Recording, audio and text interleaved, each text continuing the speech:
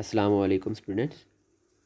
आज हम केमिस्ट्री का सेकंड लेक्चर डिस्कस करने जा रहे हैं और आज हम स्टडी करेंगे crystal lettuce, crystal system, ionic solids and molecular solid. तो बच्चे फर्स्ट ऑफ ऑल हम बात करते हैं क्रिस्टल लेटिस की। A crystal is made up of atom, ions or molecules. अब बच्चे क्रिस्टल किससे बनी होती है? एटम से, आइन से या मॉलिक्यूल से। एंड इन क्रिस्टलाइन सॉलिड, हमने बच्चे सॉलिड्स की टू टाइप्स पढ़ी थी, एक होती हैं क्रिस्टलाइन सॉलिड्स और एक हमारे पास होती है अमॉर्फस सॉलिड। क्रिस्टलाइन सॉलिड में हमने कहा था कि हमारे पास जो एटम, आइन, जो मॉलिक्यूल होते हैं वो रेगुलरली अरेंज होते हैं, एक स्पेसिफिक पैटर्न के अंदर अरेंज होते हैं। तो अब जो क्रिस्टलाइन सॉलिड्स होंगी उनमें वो एटम, आइंस या मॉलिक्यूल एक स्पेसिफिक डेफिनेट पोजीशन पर मौजूद होंगे और उन पोजीशन को हम पॉइंट से रिप्रेजेंट करते हैं और उन पॉइंट्स को हम क्या बोलते हैं? लेटिस पॉइंट और लेटिस साइट्स। जो क्रिस्टलाइन सॉलिड्स होती हैं उनके अंदर एटम, आइंस या मॉलिक्यूल स्पेस के अंदर एक स्पेसिफिक पोजीशन पर मौजूद होंगे और जब हम क्रिस्टल का स्ट्रक्चर ड्रा करते हैं तो उसके अंदर उन एटम्स को हम पॉइंट से रिप्रेजेंट कर रहे होते हैं। उन पॉइंट्स को क्या बोलते हैं? लेटेस्ट पॉइंट्स और latest sites. And this arrangement of points in crystal is called the crystal lattice और स्पेस लेटिस। अब बच्चे इसके पहले हम डायग्राम देख लेते हैं। देखिए ये हमारे पास बच्चे आपको एक क्रिस्टल लेटिस नज़र आ रही है और इस क्रिस्टल लेटिस के अंदर बच्चे ये जो पॉइंट्स हैं, ये पॉइंट्स किस चीज़ को रिप्रेजेंट करें? ये एटम, आइंस या मॉलिक्यूल को रिप्रेजेंट करेंगे। नेक्स्ट जब हम NaCl की, सोडियम क्लोराइड की एग्जांपल भी देखेंगे तो बच्चे उसमें भी हम यही देखेंगे कि वहाँ पे भी हम जो सोडियम आइंस हैं और जो क्लोराइड्स आइन हैं उनको ऐसे पॉइंट से क्या कर रहे होते हैं? रिप्रेजेंट कर रहे होते हैं। तो इनको पॉइंट्स को हम बच्चे क्या बोलते हैं? लेटेस्ट पॉइंट्स और लेटेस्ट साइट्स। और बच्चे इन पॉइंट्स की अरेंजमेंट की वजह से, इन पॉइंट्स की अरेंजमेंट को पूरी को हम क्या बोलते हैं? क्रिस्टल लेटिस बोलते हैं। मीन एक क्रिस्टल के अंदर जब ये पॉइंट्स आपस में अरेंज होंगे तो ये क्या बनाएंगे बच्चे? क्रिस्टल लेटिस और स्पेस लेटिस बनाएंगे। So a crystal lattice is an array of points representing atom, ions और molecule of a crystal arranged at different size in 3 dimensional space. कि क्रिस्टल लेटिस के अंदर एक्चुअली वही जो पॉइंट हैं बच्चे वो 3 डायमेंशनल स्पेस के अंदर डिफरेंट साइड्स के ऊपर अरेंज होते हैं और अरेंज होकर क्या बना देते हैं? क्रिस्टल लेटिस बना देते हैं। अब बच्चे हम यूनिट सेल की बात करें, यूनिट सेल हम कैसे बोलते हैं? तो बच्चे यूनिट सेल जो होता है वो क्रिस्टल लेटिस का वो छोटे से छोटा पार्ट होता है जो उस पूरी क्रिस्टल्स की फीचर को शो कर रहा होता है। उसकी जितनी भी खसूसियात, जितनी भी करेक्टरिस्टिक फीचर्स होते हैं उनको वो शो करता है, उसे हम क्या बोलते हैं? उसका यूनिट सेल बोलते हैं। तो मतलब जो यूनिट सेल है बच्चे ये उस इंटायर क्रिस्टल का, पूरी की पूरी क्रिस्टल का वो छोटे से छोटा ब्लॉक या ज्योमेट्रिकल फिगर होती है कि जिसको अगर हम रिपीट करते जाएंगे 3 डायमेंशंस के अंदर, अगर उसी यूनिट सेल को हम रिपीट करते जाएंगे तो उसकी रिपीट करने से पूरी की पूरी जो क्रिस्टल है वो हम दोबारा बिल्ड कर सकते हैं, वो बना सकते हैं। और ये जो यूनिट सेल होता है ये पूरी की पूरी जो क्रिस्टल होती है बच्चे उसकी स्ट्रक्चरल प्रॉपर्टीज़ को भी रिप्रेजेंट करता है और इसके अंदर क्रिस्टल की पूरी इंफॉर्मेशन भी मौजूद होती है और इसी यूनिट सेल को हम 3 डायमेंशन के अंदर रिपीट करके इससे क्रिस्टल भी बना सकते हैं। हम डायग्राम से बच्चे देखते हैं। ये देखिए हमारे पास फर्स्ट ऑफ ऑल मैंने कहा ये बच्चे ये हमारे पास क्या होता है? ये जो आपको सारे पॉइंट्स नज़र आ रहे हैं, इन ये जो एटम्स, आइंस या मॉलिक्यूल को रिप्रेजेंट कर रहे हैं, इनको हम बोलते हैं लेटेस्ट पॉइंट्स और लेटेस्ट साइट्स। अब देखें क्रिस्टल के अंदर इन पॉइंट्स ने अरेंज होकर बच्चे ये क्या बना दिया है? क्रिस्टल लेटिस बना दी है। अब उस क्रिस्टल लेटिस का अगर आप देखें तो क्रिस्टल लेटिस का ये छोटे से छोटा बच्चे उसका पार्ट है जो पूरी क्रिस्टल की करेक्टरिस्टिक को शो कर रहा है। तो इस पार्ट को हम क्या बोलेंगे? Unit cell. और यहाँ पर हमने उसको ये दिखाया, मतलब पूरी क्रिस्टल का ये जो पार्ट है ये उसका छोटे से छोटा मतलब उसका पार्ट है जो पूरी की पूरी क्रिस्टल की करेक्टरिस्टिक को शो कर रहा है, उसके स्ट्रक्चर इन्फॉर्मेशन प्रोवाइड कर रहा है, जिसे हम क्या बोलेंगे? Unit cell. और देखें डायग्राम में इस यूनिट सेल को 3 डायमेंशन के अंदर अब हम अरेंज करते जाएंगे, 3 डायमेंशन के अंदर इसी यूनिट सेल को रिपीट करते जाएंगे तो इसे पूरी की पूरी क्रिस्टल बन सकती है। अब बच्चे हमारे पास there are 6 crystallographic elements that specify the size and shape of a unit cell. बच्चे 3 हमारे पास टोटल 6 होती हैं ये क्रिस्टेलोग्राफिक एलिमेंट्स, जिसमें बच्चे 3 हमारे पास जो है वो यूनिट सेल लेंथ होती हैं और 3 जो है वो यूनिट सेल एंगल्स होते हैं। ये टोटल हमारे पास कितने पैरामीटर्स हैं? These are the 6 parameter. और इन पैरामीटर को हम क्या बोलते हैं? यूनिट सेल डायमेंशन भी बोलते हैं या इनको हम क्रिस्टेलोग्राफिक एलिमेंट्स भी बोलते हैं। टोटल कितने हैं? 6। देखें फर्स्ट ऑफ ऑल बच्चे हमारे पास जो है वो 3 यूनिट सेल लेंथ हैं जिनको हमने यहाँ पर ये देखिए एक्स एक्सिस, वाई एक्सिस और जी एक्सिस डिनोट किया हुआ है। देखिए ये हमारे पास है, इसको हम ए से रिप्रेजेंट कर रहे हैं, ये जो वाई एक्सिस पे इसको हम बी से रिप्रेजेंट कर रहे हैं, और जो जी एक्सिस पे इसे हम सी से रिप्रेजेंट करते हैं। तो बच्चे ये हमारे पास होगी 3 यूनिट सेल लेंथ। अब यहाँ पर 3 यूनिट सेल एंगल भी मौजूद है। साइड ए और बी इनके दरमियान गैमा एंगल होता है, साइड बी और सी इनके दरमियान बच्चे अल्फा एंगल होगा, और साइड ए एंड जी इनके दरमियान एंगल क्या होगा, बीटा होगा। तो मीन 3 यूनिट सेल लेंथ है, 3 यूनिट सेल एंगल हैं, टोटल कितने हो जाएंगे 6, और इन्हें हम क्या बोलेंगे, क्रिस्टलोग्राफिक एलिमेंट और यूनिट सेल डायमेंशन बोलेंगे। अब बच्चे नेक्स्ट हम बात करते हैं क्रिस्टल एंड देयर क्लासिफिकेशन। अब बच्चे क्रिस्टल सिस्टम में be identified by the dimensions of its unit cell along its 3 edges or axes A, B, C and 3 angles between them alpha, beta and gamma.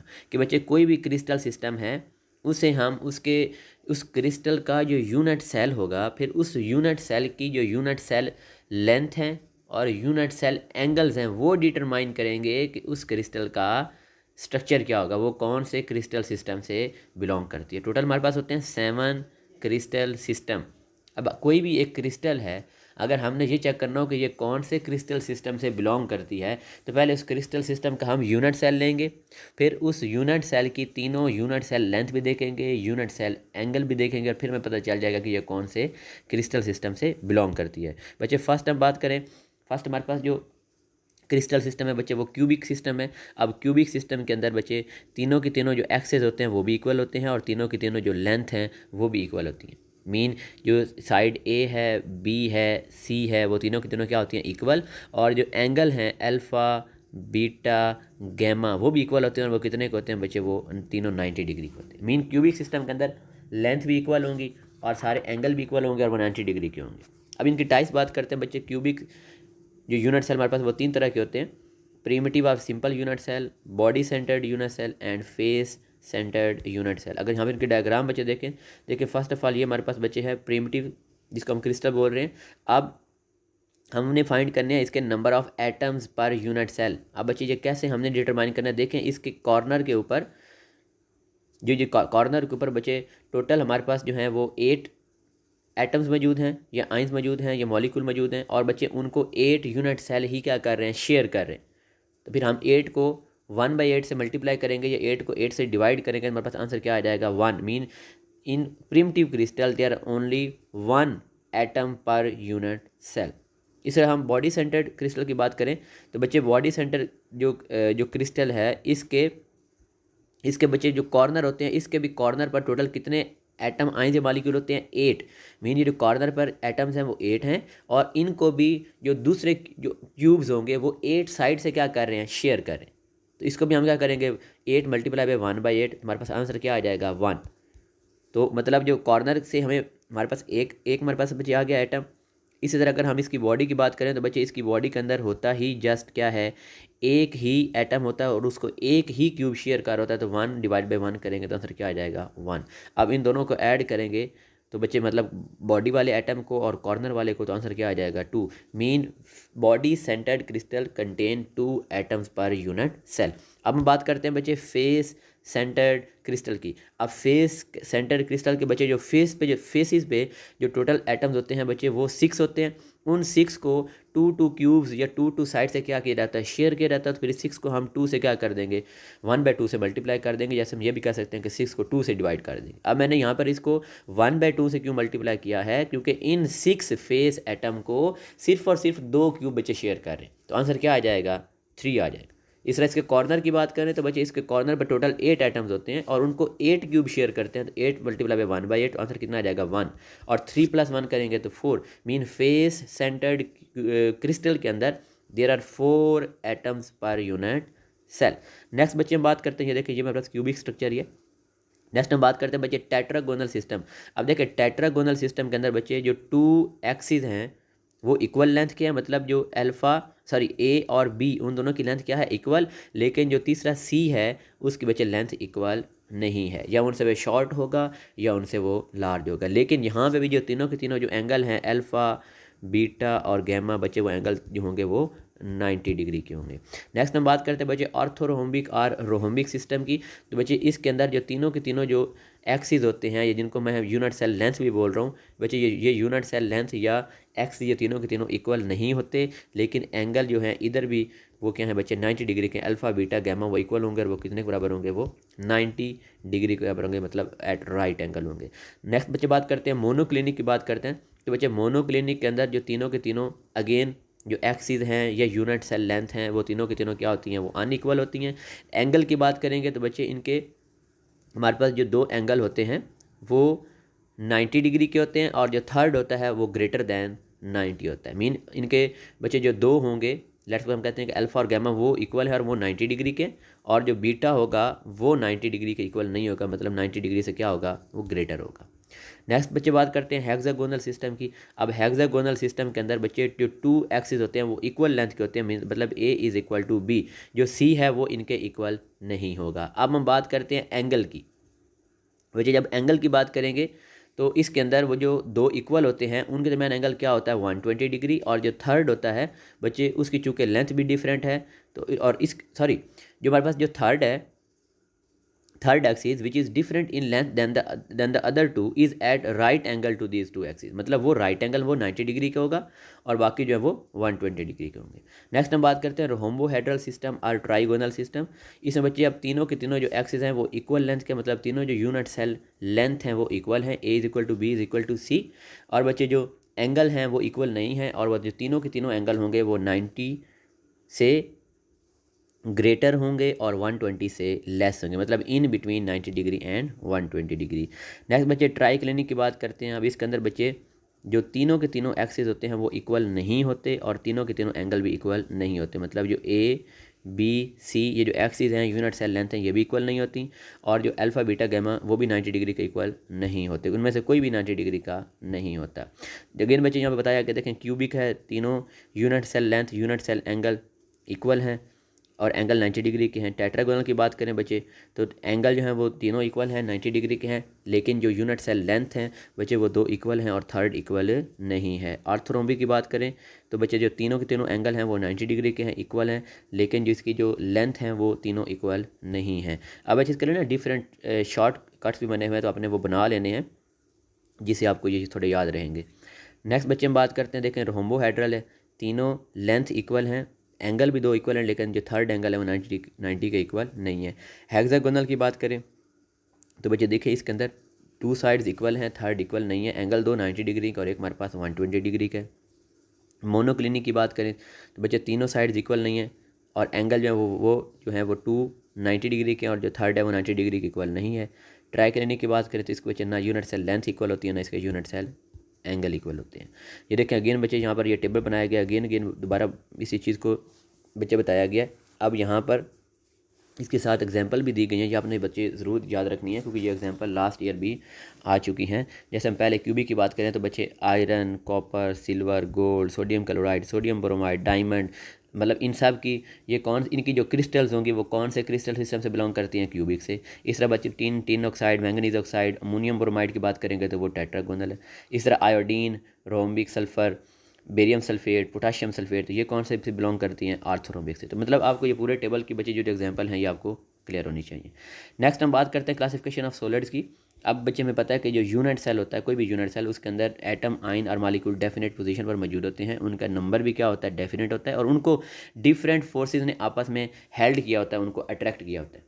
अब वो forces जो बच्चे जो हैं वो केमिकल बॉन्ड भी हो सकते हैं जैसे आयनिक बॉन्ड और कोवलेंट बॉन्ड है, या वो बच्चे कुछ टाइप की इंट्रैक्शन भी हो सकती हैं जैसे डाइपोल इंट्रैक्शन है या वंडरवाल फोर्सेज हैं। तो मीन या वो केमिकल बॉन्ड होंगे जिनको हम इंट्रामालिकुलर फोर्सेज बोलते हैं, और या वो बच्चे हमारे पास जो होंगे वो कुछ टाइप ऑफ इंट्रैक्शन होंगे जिनको वैसे हम बोलते हैं इंटरमालिकुलर फोर्सेज बोलते हैं, जैसे कि डाइपोल फोर्सेज हैं या वंडरवाल फोर्सेज हैं। अब इनकी क्रिस्टलाइन सॉलिड्स की हम इनको 4 टाइप्स के अंदर डिवाइड करते हैं on the basis of types of the bond present in ionic solid, covalent solid, metallic solid and molecular solid. बच्चे फर्स्ट ऑफ ऑल हम बात करते हैं आयनिक सॉलिड्स की।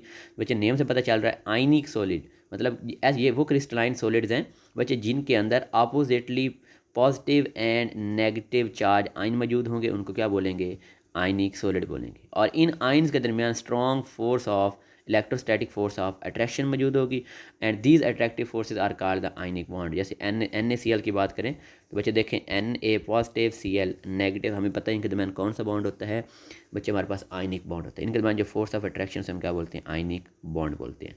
अब ये बच्चे आयनिक सॉलिड की एग्जांपल बताई जा रही है, sodium chloride, potassium boride, these both belong to the ionic solid. इनके बच्चे प्रॉपर्टीज़ की बात करें, फर्स्ट प्रॉपर्टी हमारे पास क्या है कि अब इनके अंदर जो कैटाइन्स और जो एनाइन्स हैं, चूँकि उन पे अपोजिटली चार्ज है, उनके दरमियान स्ट्रॉन्ग फोर्स ऑफ अट्रैक्शन होंगी, वो एक बच्चे वेल डिफाइंड ज्योमेट्रिकल पैटर्न के अंदर क्या होते हैं, अरेंज होते हैं। इस वजह से ये जो आयनिक सॉलिड्स होती हैं ये रूम टेम्परेचर पर हमेशा क्रिस्टलाइन सॉलिड्स की फॉर्म में होंगी, मतलब ये सॉलिड्स की फॉर्म में होंगी। ये ऑर्डिनरी टेम्परेचर और प्रेशर पर कभी भी लिक्विड या वेपर की फॉर्म में नहीं होंगी, कभी लिक्विड या गैस की फॉर्म में एग्जिस्ट नहीं करेंगी, बल्कि ये रूम टेम्परेचर के ऊपर बच्चे सॉलिड की फॉर्म में एग्जिस्ट करेंगी। सेकंड पॉइंट की बात करें तो बच्चे ionic solids are very stable compound. अब ये स्टेबल क्यों है बच्चे, क्योंकि देखें अगेन वही बात बच्चे कि इनमें कैटाइन और एनाइन है, पॉजिटिव और नेगेटिव चार्ज है, उनके दरमियान स्ट्रॉन्ग फोर्स ऑफ अट्रैक्शन होती है, तो फिर उनको ब्रेक करने के लिए हमें एनर्जी बहुत ज़्यादा रिक्वायर होती है। इस वजह से क्या होती हैं, स्टेबल। और उन स्ट्रॉन्ग फोर्स ऑफ अट्रैक्शन की वजह से बच्चे ये आयनिक सॉलिड होती हैं ये हार्ड होती हैं। देखिए फिर इनकी जो वोलेटिलिटी, इनका जो वेपर प्रेशर है वो भी कम होगा और उनके मेल्टिंग और बॉइलिंग पॉइंट ज़्यादा होंगे। हमने कहा था जितनी फोर्स ऑफ अट्रैक्शन जितनी स्ट्रॉन्ग होगी तो मेल्टिंग और बॉइलिंग पॉइंट उतने ज़्यादा और वोलेटिलिटी उतनी कम होगी। नेक्स्ट पॉइंट की बच्चे बात करें तो जितने भी आयनिक सॉलिड्स होते हैं they do not exist as individual neutral independent molecule. बच्चे ये इंडिपेंडेंट मॉलिक्यूल की फॉर्म में एग्जिस्ट नहीं करते और इस वजह से इनका कोई मॉलिक्यूलर फार्मूला भी नहीं होता। और बच्चे ये जो कैटाइन्स और एनाइन होते हैं ये एक दूसरे को अट्रैक्ट करते हैं और इनके दरमियान जो बॉन्ड होता है, ये फोर्सेस जिसको हम आयनिक बॉन्ड बोलते हैं, वो नॉन डायरेक्शनल। हमने कहा था जो कोवलेंट बॉन्ड और जो हाइड्रोजन बॉन्ड होते हैं वो डायरेक्शनल बॉन्ड होते हैं, लेकिन जो आयनिक बॉन्ड होता है वो नॉन डायरेक्शनल बॉन्ड होता है। और बच्चे इस क्लोज पैकिंग की वजह से, क्योंकि स्ट्रॉन्ग फोर्स ऑफ अट्रैक्शन की वजह से उनके दरमियान जो स्पेस होती है वो भी मिनिमम होती है।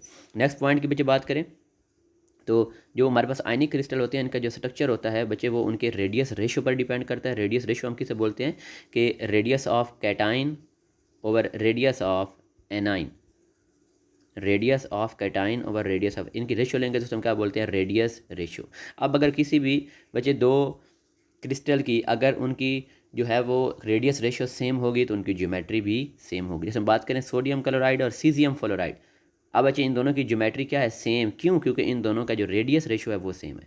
तो जिनका रेडियस रेशियो सेम होगा तो बच्चे उनकी ज्योमेट्री भी क्या होगी, सेम होगी।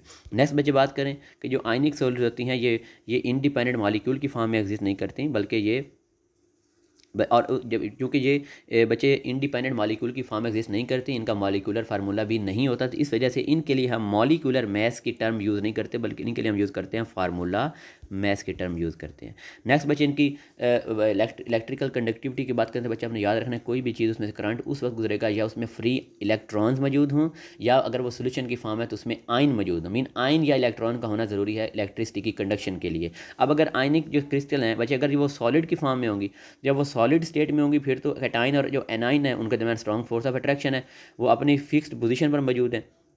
तो जो कि वो फिक्स पोजीशन पर मौजूद हैं उनमें से कोई भी जो है वो मतलब कि फ्री नहीं है, तो जिसकी वजह से फिर सॉलिड के केस में ये इलेक्ट्रिसिटी को कंडक्ट नहीं करती। लेकिन जब उस आयनिक क्रिस्टल को हम वाटर के अंदर ऐड कर देंगे, उसके सोल्यूशन के अंदर ऐड कर देंगे, तब बच्चे Na पॉजिटिव और Cl नेगेटिव आयन बन जाएंगे। और जब वहाँ पर आयन मौजूद होंगे तो फिर वो इलेक्ट्रिसिटी को कंडक्ट करेंगे। नेक्स्ट बच्चे बात करें कि जो आयनिक क्रिस्टल्स हैं दे आर हाईली ब्रिटल, बड़ी भुरभुरी होती हैं। क्यों, क्योंकि बच्चे इनके दरमियान इनके अंदर क्या होती हैं, आयंस की ऐसे पैरेलल लेयर्स होती हैं और उन पैरेलल लेयर्स के अंदर जो कैटाइन और एनाइन होते हैं वो एट अल्टरनेट पोजीशन पर क्या होते हैं बच्चे, अरेंज हुए होते हैं। जैसे देखें positive negative positive negative positive negative, इस तरह नेगेटिव पॉजिटिव नेगेटिव पॉजिटिव। तो ऐसे करके बच्चे जो है ना ये अल्टरनेट पोजीशन के ऊपर क्या होते हैं, अरेंज होते हैं। और इस तरह अरेंज होते हैं कि उन पैरेलल लेयर के अंदर जो अपोजिट चार्ज हैं वो एक दूसरे के सामने होते हैं। जैसे यहाँ पर देखें ये पॉजिटिव नेगेटिव, तो अपोजिट जो चार्ज हैं वो एक दूसरे के सामने हैं। लेकिन जब इसके ऊपर हम एक्सटर्नल फोर्स लगाएंगे तो बच्चे इसकी लेयर दूसरी लेयर के ऊपर क्या करती है, स्लाइड। जब वो स्लाइड करेगी तो फिर वो जो लाइक चार्जेस होते हैं they come in front of each other, जब वो एक दूसरे के सामने आएंगे रिपेल करेंगे तो ये फॉरन क्या हो जाएगी, ब्रेक हो जाएगी। इसको इस डायग्राम से बच्चे देखें, ये पैरेलल लेयर्स हैं, इनके दरमियान कैटाइन और एनाइन अल्टरनेट पोजीशन पे हैं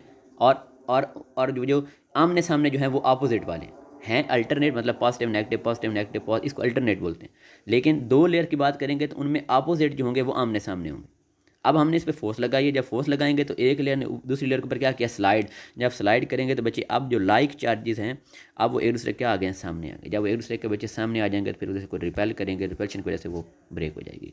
नेक्स्ट पॉइंट्स की बच्चे बात करते हैं कि आयनिक सॉलिड्स की जो डेंसिटी होती है वो बहुत ज़्यादा होती है, क्यों? क्योंकि इनके अंदर बच्चे क्लोज पैकिंग आयन्स की होती है, जो स्ट्रॉन्ग फोर्स ऑफ अट्रैक्शन होती है। और इनके बच्चे अगर हम बात करें, अगर इनकी बात करें बच्चे कि ये कौन से सोल्यूशन के अंदर जो हैं वो डिज़ोल्व होती हैं, कौन के अंदर नहीं होती, तो बच्चे ये जो हमारे पास आयनिक, क्योंकि ये बच्चे आयनिक क्रिस्टल जो हैं ये पोलर हैं, तो फिर ये पोलर सॉल्वेंट के अंदर ही डिज़ोल्व होंगी और इनके जो रिएक्शन होंगे वो रिएक्शन बहुत ज़्यादा फास्ट होंगे। उसके अलावा बच्चे ये जो हमने दो टर्म पढ़ी थी, आइसोमॉर्फिज्म और पॉलीमॉर्फिज्म, तो बच्चे ये फिनोमेना भी आयनिक जो सॉलिड्स हैं आयनिक ये भी शो करती हैं। नेक्स्ट बच्चे हम फैक्टर इनके अफेक्टिंग की बात करें, factor affecting the shape of ionic crystal. First बच्चे हमारे पास वही इलेक्ट्रोस्टैटिक फोर्स ऑफ अट्रैक्शन है कि आयनिक सॉलिड के अंदर कैटाइन और एनाइन होते हैं। कैटाइन और एनाइन के दरमियान एक स्ट्रॉन्ग फोर्स ऑफ अट्रैक्शन मौजूद होती है, जिस वजह से इनकी एक वेल डेफिनेट शेप होती है, फॉर एग्जांपल NaCl। अब बच्चे सोडियम के अंदर 11 इलेक्ट्रॉन होते हैं, जब वो एक इलेक्ट्रॉन को लूज़ करेगा तो 10 इलेक्ट्रॉन Na पॉजिटिव। क्लोरीन के दरमियान बच्चे 17 होते हैं, एक को एक्सेप्ट करेगा तो 18 Cl नेगेटिव। अब Na positive Cl negative oppositely charge आइन है, कैटाइन एनाइन है, strong force of attraction, ionic bond, और कितनी एनर्जी रिलीज होगी, -787, which is the latest energy of NaCl and this reaction is exothermic. अब इनकी जब क्रिस्टल लेटिस बनती है तो बच्चे हर सोडियम को 6 क्लोराइड आयन जो हैं वो सराउंड करते हैं, इस तरह हर जो क्लोराइड आयन है उसको 6 सोडियम आयन क्या करते हैं, वो सराउंड करते हैं। और इन दोनों का कोऑर्डिनेशन नंबर कितना होता है, 6, जिसकी वजह से NaCl की एक क्यूबिक स्ट्रक्चर बनता है। नेक्स्ट बच्चे रेडियस रेशियो की बात करें, हम ऑलरेडी देख चुके हैं कि जो आयनिक सॉलिड का जो स्ट्रक्चर जो शेप होता है वो रेडियस रेशियो पर डिपेंड करता है। मैंने कहा रेडियस रेशियो क्या होती है बच्चे, देखें R positive over R negative, मतलब radius of cation over radius of anion करेंगे तो हमारे पास क्या आ जाएगी, रेडियस रेशियो आ जाएगी। और बच्चे यहाँ पर ये अपने ठीक कर लेना है, यहाँ पर लिखा हुआ है कि NaCl and caesium fluoride have different geometry. Actually यहाँ पर आना था कि इन दोनों की NaCl और सीजियम फ्लोराइड की बच्चे ज्योमेट्री है वो सेम होती है, उनकी और इनका जो रेडियस रेशियो होती है वो भी सेम होती है। लेकिन यहाँ पर लिखा हुआ है कि इनकी जो रेडियस रेशियो है वो डिफरेंट है। हालांकि इनकी NaCl और सीजियम फ्लोराइड उन दोनों की जो रेडियस रेशियो वो भी सेम होती है और उनकी ज्योमेट्री भी सेम होती है। लेकिन अगर हम NaCl और सीजियम क्लोराइड की बात करेंगे तो फिर उन दोनों की रेडियस रेशियो भी डिफरेंट होगी और उन दोनों की ज्योमेट्री भी डिफरेंट होगी। मतलब मैं NaCl और सीजियम क्लोराइड की बात करता हूँ, फिर इन दोनों की रेडियस रेशियो डिफरेंट होगी, इनकी ज्योमेट्री भी डिफरेंट। लेकिन अगर हम NaCl और सीजियम फ्लोराइड की बात करेंगे तो बच्चे इन दोनों की रेडियस रेशियो सेम, इन दोनों की ज्योमेट्री सेम। अब बच्चे जो रेडियस रेशियो की जो हमारे पास जो वैल्यू होती है उससे हम ये बता सकते हैं कि ये इसका बच्चे स्ट्रक्चर क्या होगा। देखें अगर जो इसकी वैल्यू रेडियस रेशियो की वैल्यू अगर वो 0.732 से अबव होगी तो बच्चे उसका जो स्ट्रक्चर होगा, उसकी जो शेप होगी वो बॉडी सेंटर्ड क्यूबिक होगी। इस तरह वो 0.414 से 0.732 के दरमियान में होगी तो बच्चे ऑक्टाहेड्रल। इस तरह 0.22 से 0.414 होगी तो टेट्राहेड्रल, और 0.15 से 0.22 होगी तो बच्चे वो ट्राई एंगुलर होगी। अब यहाँ पे अगेन बच्चे देखें, यहाँ पे लिखा हुआ है कि जो जिनकी रेडियस रेशियो 0.732 से ज़्यादा होगी तो उनका क्यूबिक स्ट्रक्चर होगा। अब एग्जांपल आगे NaCl की दी, हालांकि NaCl की तो जो रेडियस रेशियो होती है बच्चे वो होती है 0.522। तो एक्चुअली यहाँ पे क्या आना था, सीजियम क्लोराइड। सीजियम क्लोराइड की जो रेडियस रेशियो होती है वो 0.732 से ग्रेटर होती है। अब जिन एग्जांपल नीचे देख लें, NaCl 0.522, इसकी ज्योमेट्री क्या है, ऑक्टाहेड्रल अरेंजमेंट और क्यूबिक स्ट्रक्चर। सीजियम क्लोराइड की बात करें 0.93 बॉडी सेंटर्ड क्यूबिक अरेंजमेंट, और जिंक सल्फाइड की बात करें 0.40 तो बच्चे ये आएगा टेट्राहेड्रल के अंदर। लास्ट में बात करते हैं वही पुअर कंडक्टिविटी की। आपको ऑलरेडी पॉइंट बता चुका हूँ बच्चे के जो आयनिक क्रिस्टल होते हैं ये सॉलिड स्टेट के अंदर इलेक्ट्रिसिटी को कंडक्ट नहीं करते, लेकिन जब इनको वाटर के अंदर ऐड करेंगे, इनको सोल्यूशन के अंदर ऐड करेंगे तो इनका क्रिस्टल लेटिस ब्रेक होगा, आयन बनेंगे और आयन उस इलेक्ट्रिसिटी को कंडक्ट करेंगे। नेक्स्ट बच्चे हम बात करते हैं स्ट्रक्चर ऑफ सोडियम क्लोराइड की। तो अब बच्चे देखें सोडियम क्लोराइड के अंदर हमने कहा था किसी भी क्रिस्टल का जो स्ट्रक्चर होता है वो बच्चे उसके जो आयन्स होते हैं उनके साइज़ और स्ट्रक्चर पर डिपेंड करता है। अब हर आयन को अपोजिट आयन ने क्या किया होता है बच्चे, वो सराउंड किया होता है। अब NaCl केस में हर सोडियम को 6 क्लोराइड आयन ने सराउंड किया होता है और हर क्लोराइड आयन को 6 सोडियम ने क्या किया होता है, सराउंड किया होता है। फिर दोनों का बच्चे कोऑर्डिनेशन नंबर वो भी 6 होगा। सोडियम में 11 इलेक्ट्रॉन होते हैं, जब वो एक को डोनेट करेगा तो उसके अंदर 10 रह जाएंगे। क्लोरीन मैंने कहा था 17 होते हैं, जब वो एक को एक्सेप्ट करेगा तो उसमें 18 हो जाएंगे। डिस्टेंस की बात करें, अच्छा, और क्लोराइड आयन का जो साइज़ होगा ज़ाहिर बात है वो सोडियम आयन से ग्रेटर होगा। अब डिस्टेंस की बात करते हैं बच्चे, सेम काइंड मतलब क्लोराइड आयन और क्लोराइड आयन उन दोनों के दरमियान जो डिस्टेंस होगा वो होगा 5.63 एंगस्ट्रम, या सोडियम आयन और सोडियम आयन के दरमियान कितना डिस्टेंस होगा, 5.63 एंगस्ट्रम। लेकिन अपोजिटली चार्ज आयन की बात करें, मतलब Na पॉजिटिव और Cl नेगेटिव, उनके दरमियान कितना डिस्टेंस होगा तो इसको हम 2 से डिवाइड कर देंगे तो इनके दरमियान कितना डिफरेंस होगा, डिस्टेंस होगा 2.11 815 एंगस्ट्रम। नेक्स्ट बच्चे इनकी लोकेशन की बात आपको बता दिया कि एक जो है बच्चे वो सोडियम, उसको 6 क्लोराइड आयन ने सराउंड किया होना है। इस तरह जो एक क्लोराइड है इसको 6 सोडियम ने सराउंड किया होना है। और दोनों का जो कोऑर्डिनेशन नंबर होता है बच्चे वो कितना हमारे पास होता है, वो 6 होता है। दोनों जो है वो डायरेक्टली पेयर अप नहीं होते बल्कि एक स्पेसिफिक डिस्टेंस के ऊपर क्या होते हैं, अरेंज होते हैं। उसके अलावा जो सोडियम क्लोराइड है बच्चे वो वेपर फेज में अगर होगा तो वो इंडिपेंडेंट मालिक्यूल की फॉर्म में एग्जिस्ट करता है, लेकिन सॉलिड फेम फॉर्म में होगा तो वो इंडिपेंडेंट मालिक्यूल की फॉर्म में एग्जिस्ट नहीं करेगा। और इस वजह से हम उसके लिए क्या टर्म यूज़ करते हैं, फार्मूला यूनिट की बात करते हैं। और उसके अलावा बच्चे अब हम number of atoms per unit cell की बात करें तो बच्चे 8 कॉर्नर के ऊपर, सॉरी जो कॉर्नर यहाँ टोटल 8 कॉर्नर है तो 8 कॉर्नर के ऊपर टोटल 8 जो क्लोराइड आयन वो कॉर्नर पर मौजूद हैं और उनको 8 क्यूब्स शेयर कर रही हैं। ठीक है, तो फिर यहाँ पर एक यूनिट सेल का हम कैसे निकालेंगे, 8 मल्टीप्लाई बाई 1/8, तो आंसर कितना आ जाएगा, 1 आ जाएगा। इसी तरह मतलब जो 1 complete chloride ion is contributed by the 8 corner. इसी तरह फेसिस की बात करें बच्चे, फेसिस पे टोटल कितने होते हैं, 6 क्लोराइड आयन होते हैं जिनको 2 क्यूब्स शेयर कर रहे होते हैं। 6 मल्टीप्लाई बाई 1/2 करेंगे तो आंसर कितना आ जाएगा, 3 + 1 करेंगे तो 4। मतलब एक यूनिट जो एक NaCl का यूनिट है बच्चे उसके अंदर जो कितने वो क्लोराइड आयन होंगे, 4 क्लोराइड आयन होंगे। इस तरह सोडियम की बात करें बच्चे, सोडियम 8 कॉर्नर पे हैं तो उसका आंसर क्या आ जाएगा, 1 आ जाएगा। इस तरह फेसिस पे हैं तो उसका कितना आ जाएगा, 3 + 1 4। तो मतलब दोनों जो होते हैं, दोनों का जो होते हैं वो 4 Na पॉजिटिव होते हैं और 4 Cl नेगेटिव होते हैं। फिर हम ये कह सकते हैं कि एक यूनिट सेल के अंदर 4 NaCl यूनिट्स मौजूद होते हैं, मतलब दोनों 4 होते हैं। लेटेस्ट एनर्जी की बच्चे बात करें, सॉलिड के अंदर क्या होते हैं, एटम, आयन्स और मॉलिक्यूल। और बच्चे इनके अंदर जो अपोजिट चार्ज है उनके दरमियान बच्चे क्या होती है, स्ट्रॉन्ग फोर्स ऑफ अट्रैक्शन। जब एक दूसरे के नज़दीक आएंगे उनमें बॉन्ड बनेगा तो वहाँ से एनर्जी क्या होगी, रिलीज़ होगी। ठीक है, so lattice energy is energy released when 1 mole of ionic crystal is form from the, जब गैशियस आयन के मिलने से जो 1 मोल ऑफ आयनिक क्रिस्टल बनेगा उसको जितनी एनर्जी रिलीज़ होगी उसे हम क्या बोलते हैं, उसकी लेटेस्ट एनर्जी। या इसमें हम ये भी कहते हैं कि इस आयनिक क्रिस्टल को गैशियस आयन में कन्वर्ट करने के लिए, इसको तोड़ने के लिए जितनी एनर्जी रिक्वायर होगी उसको भी हम क्या बोलते हैं, लेटेस्ट एनर्जी बोलते हैं। बच्चे से डिनोट कैसे करते हैं, किलो जूल पर मोल। और NaCl की लेटेस्ट एनर्जी कितनी है, -787 किलो जूल पर मोल।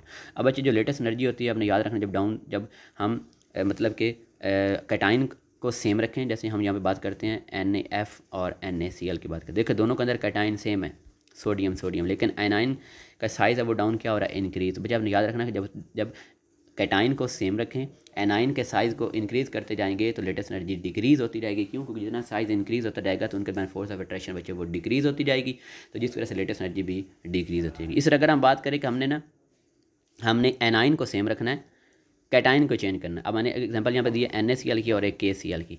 अब एनाइन सेम है, कैटाइन जब डाउन मूव करना साइज़ इंक्रीज, जब साइज़ इंक्रीज करेगा तो अगेन लेटेस्ट एनर्जी क्या होगी, डिक्रीज़ होगी। NaCl की है -787 NaCl की और KCl कितनी है, -690। तो mean latest energy down the group क्या होती है, वो डिक्रीज़ होती है। नेक्स्ट बच्चे मॉलिक्यूलर सॉलिड्स की बात करें तो मॉलिक्यूलर सॉलिड हमारे पास वो सॉलिड्स होते हैं बच्चे जिनके अंदर पोलर और नॉन पोलर मॉलिक्यूल मौजूद होंगे, उनको मॉलिक्यूलर सॉलिड बोलते हैं। और अगर नोबल गैसेस की सॉलिडिफाइड फॉर्म में बात करें तो बच्चे वो नॉन पोलर एटम से मिलकर बनी होती हैं। इनमें 2 टाइप, मॉलिक्यूलर सॉलिड में 2 टाइप ऑफ इंटरेक्शन होती है, डाइपोल इंटरेक्शन, और एक हमारे पास होती है वंडरवाल फोर्सेज। बच्चे ये दोनों के दोनों जो फोर्सेज हैं, ये कैटाइन और एनाइन के दरमियान जो फोर्स ऑफ अट्रैक्शन थी आयनिक क्रिस्टल के अंदर, उनकी निस्बत ये फोर्सेज क्या होती हैं, बहुत ज़्यादा वीक होती हैं। और कोवलेंट बॉन्ड उनकी निस्बत ये जो फोर्सेज होती हैं ये क्या होती है, मतलब आयनिक क्रिस्टल के अंदर वो जो आयनिक बॉन्ड है या कोवलेंट बॉन्ड है, उन दोनों की निस्बत ये फोर्सेज क्या होती हैं, बहुत ज़्यादा वीक होती है। एग्जाम्पल की बात करें तो आइस और शुगर बच्चे ये पोलर मॉलिक्यूल के अंदर आएंगी, पोलर मॉलिक्यूल के अंदर आएंगी। और आयोडीन, सल्फर और फास्फोरस और कार्बन ये किसके अंदर आएंगी, नॉन पोलर के अंदर आएंगी। और जो पोलर मॉलिक्यूलर जो सॉलिड होंगे बच्चे उनके मेल्टिंग और बॉइलिंग पॉइंट भी ज़्यादा होंगे, क्योंकि उनके दरमियान जो फोर्स ऑफ अट्रैक्शन है वो नॉन पोलर की निस्बत क्या होंगी, ज़्यादा होंगी। इनकी प्रॉपर्टीज़ की बात करें बच्चे, इनका एक्स एनालिसिस देखेंगे तो इनके अंदर भी एटम का रेगुलर अरेंजमेंट होता है, फिक्स पोजीशन पर होते हैं। इनके दरमियान फोर्स ऑफ अट्रैक्शन की बात करें तो वो थोड़ी वीक होते हैं, जिस वजह से ये सॉफ्ट होती हैं और ये कंप्रेसिबल होती हैं। फिर इनके मेल्टिंग और बॉइलिंग पॉइंट भी कम होंगे तो इनकी वोलेटिलिटी भी ज़्यादा होगी। अगर इनकी इलेक्ट्रिकल कंडक्टिविटी की बात करें, ये भी बैड कंडक्टर ऑफ इलेक्ट्रिसिटी हैं, इनकी डेंसिटी कम होती हैं। और बाद में ये ट्रांसपेरेंट टू लाइट, मतलब इनमें से लाइट भी जो है वो गुजर जाती है। इनकी सॉल्युबिलिटी की बात करेंगे तो जो पोलर कोवलेंट मॉलिक्यूलर सॉलिड वो वाटर के अंदर वो पोलर सॉलिड में डिजॉल्व होंगी, फॉर एग्जाम्पल वाटर। जो नॉन पोलर होंगी वो नॉन पोलर सॉलिड में डिजॉल्व होंगी, लाइक डिजॉल्व, आपने पढ़ा हुआ रूल बच्चे। एग्जाम्पल बात करते हैं आयोडीन की, तो बच्चे देखें हमारे पास ये आयोडीन का सॉलिड स्टेट के अंदर जो आयोडीन है उसकी जो वो लेयर्स की फॉर्म में बच्चे मौजूद होती हैं, उसका in the form of layer lattice, ठीक है। और अगर वो सॉलिड फॉर्म में होगा तो उसमें जो बॉन्ड लेंथ होगी माइनस बच्चे वो होगी 271.5 पिकोमीटर। और अगर वो गैशियस फॉर्म में होगा तो उसके अंदर जो बॉन्ड लेंथ है वो कितनी होगी 266.6 पिकोमीटर। मतलब वो सॉलिड की फॉर्म में होगा तो उसकी बॉन्ड लेंथ ज़्यादा होगी, अगर वो गैशियस फॉर्म में होगा तो उसकी बॉन्ड लेंथ कम होगी। अब सॉलिड केस में उसकी बॉन्ड लेंथ इंक्रीज़ क्यों हो रही है? क्योंकि बच्चे सॉलिड केस में जब मॉलिक्यूल एक दूसरे के नज़दीक आएंगे तो उसके इलेक्ट्रॉन क्लाउड की डिस्पर्शन हो जाएगी, और इलेक्ट्रॉन क्लाउड की डिस्पर्शन होने की वजह से उसकी बॉन्ड लेंथ इंक्रीज़ होती है। और उसके अलावा इलेक्ट्रिकल कंडक्टिविटी की बात करें तो बच्चे iodine is also poor conductor of electricity. Okay students, अल्लाह हाफिज़।